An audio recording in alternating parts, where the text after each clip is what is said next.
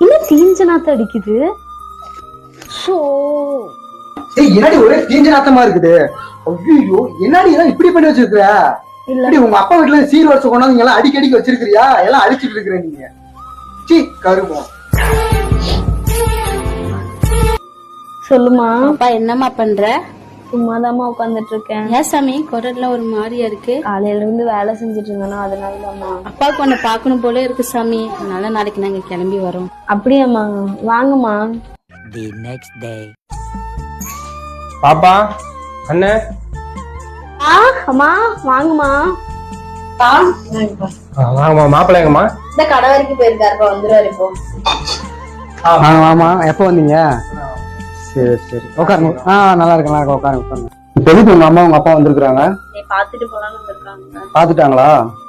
போய் கிளம்பி அனுப்பிச்சு விடுறதுக்கு வழியை பாரு போ.